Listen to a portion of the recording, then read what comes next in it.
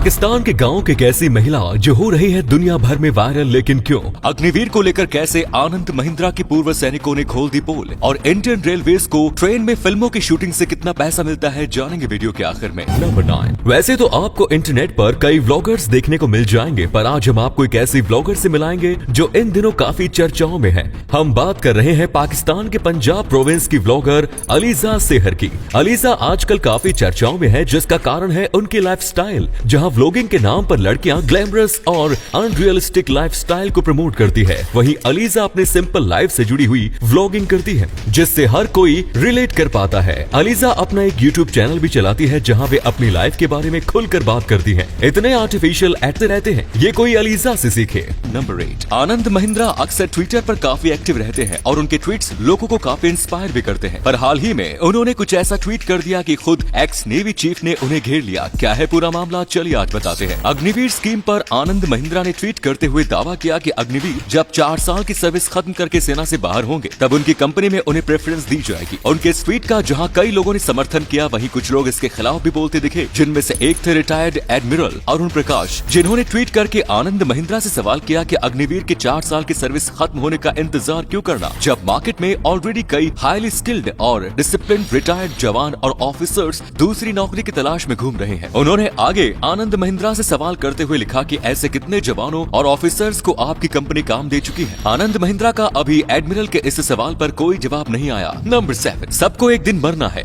ये सब जानते हैं, पर अब एक तरीका ऐसा भी है जिससे आप ये पता लगा सकते हैं कि आप कितने टाइम के लिए और जिंदा रहेंगे। कैसे, चलिए हम बताते हैं। हाल ही में British journal of sports medicine में पब्लिश हुई ब्राजीलियन रिसर्चर्स की टीम की एक स्टडी में ये दावा किया गया है कि अगर आप कुछ इस तरीके से एक पांव पर अपनी पूरी बॉडी के वेट को 10 सेकंड या उससे ज्यादा टाइम के लिए बैलेंस कर पाते हैं, तो इसका मतलब यह है कि आप लंबा जिएंगे। और अगर कोई ऐसा नहीं कर पाता, तो उसका मतलब है कि वो आने वाले सिर्फ 10 साल ही जिएगा। यह स्टडी 2009 में शुरू की गई थी, जिसे 50 साल से ऊपर के 1702 लोगों पर कंडक्ट किया गया, और इसका रिजल्ट 84% एक्यूरेट बताया जा रहा है। आप कितने साल जीने वाले हैं, अब फटाफट कमेंट बॉक्स में लिख दीजिए। नंबर 6। दुनिया भर के कई देश मार्स पर जीवन की खोज कर रहे हैं, पर हाल ही में एक देश ने यूएसए को चुनौती दी है कि वो इस रेस में उन्हें पीछे छोड़ देगा। हम बात कर रहे हैं चाइना की। चाइना के वैज्ञानिकों ने हाल ही में नासा के वैज्ञानिकों को चुनौती दी है कि जिस स्पीड में चाइना का मार्स मिशन काम कर रहा है, वे मार्स की मिट्टी यूएसए से पहले धरती पर ले आएंगे। अभी तक नासा की तरफ से इस चुनौती पर कोई रिप्लाई नहीं आया है। आपको क्या लगता है, यूएसए उसे उसकी जुबान में जवाब देगा? कमेंट्स में लिखकर बताएं। नंबर 5। ताजमहल दुनिया के 7 अजूबों में से एक है, पर क्या आप जानते हैं कि इतिहास में एक टाइम ऐसा भी आया जब ताजमहल को बेचा गया था? बात है 20वीं सदी की शुरुआत की। अंग्रेजों ने ताजमहल को बेचने के लिए अखबारों में एड्स डलवाई। अंग्रेजों का प्लान था कि ताजमहल को कोई ब्रिटिशर्स खरीद लेगा,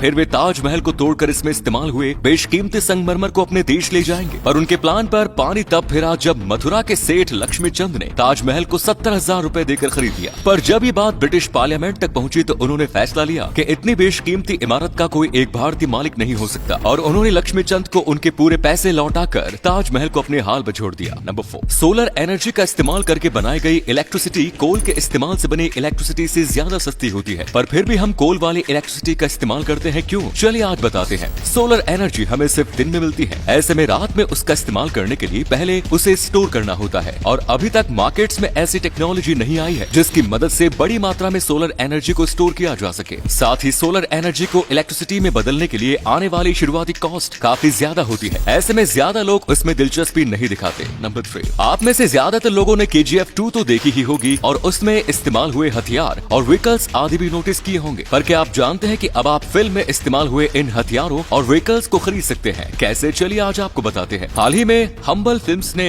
सिलाई नाम की कंपनी से कोलैबोरेशन किया, जिसमें यह कंपनी KGF 2 में इस्तेमाल हुए व्हीकल्स और हथियारों की रेप्लिका या नकल बनाएगी, और फिर उन्हें फैंस को बेचा जाएगा। अगर आप में से कोई KGF 2 का सुपर फैन है और अपना ही एक KGF वर्ल्ड क्रिएट करने का शौक रखता है, तो ये ऑफर बिल्कुल आपके लिए है। नंबर 2। जल्द ही आर माधवन की फिल्म रॉकेटरी दी नाम भी इफेक्ट रिलीज होने वाली है, और इस फिल्म के प्रमोशन के दौरान माधवन ने एक ऐसा फैक्ट बताया जिसे आप सभी को जानना चाहिए। माधवन ने बताया कि पहले के टाइम पर जिस व्यक्ति के पास जमीन का कंट्रोल होता था, वो राजा कहलाता था। फिर जिस देश के पास समंदर का कंट्रोल आया, वो पावरफुल बना। फिर जिस देश के पास एयर का कंट्रोल आया, वो सुपर पावर बना। अब वो देश सुपर पावर होगा जिसका स्पेस पर कंट्रोल होगा, और भारत अब इस रेस में काफी आगे है, क्योंकि भारत की स्पेस एजेंसी यानी इसरो के पास वो काबिलियत है कि ये भारत को सुपर पावर के पायदान पर ले जाकर खड़ा कर सकती है। आपका इसके बारे में क्या कहना है, कमेंट्स में बताएं। Number number 1। आपने कई ऐसी बॉलीवुड मूवीज देखी होंगी जिनमें ट्रेन के सीन दिखाए जाते हैं, पर क्या आप जानते हैं कि इन सीन्स को शूट करने के लिए इंडियन रेलवे फिल्म प्रोड्यूसर से कितना फीस चार्ज करती है? चलिए आज आपको बताते हैं। इंडियन रेलवे 2015 से 4 कोचेस और 1 इंजन शूटिंग के लिए देने के बदले में लगभग 5 लाख रुपए चार्ज करती है, जिसमें एक ट्रेन को सिर्फ 200 किलोमीटर तक चलाया जा सकता है। वहीं अगर ट्रेन किसी हिली एरियाज में शूटिंग के लिए ली जाती है तो ये फीस बढ़कर 6 लाख हो जाती है। अगर मूवी के शूट के दौरान ट्रेन को कहीं रोका जाता है तो हर स्टॉपेज के लिए 1000 रुपए एडिशनल चार्ज किए जाते हैं। आपका फेवरेट ट्रेन सीन कौन सा है? कमेंट्स में बताएं।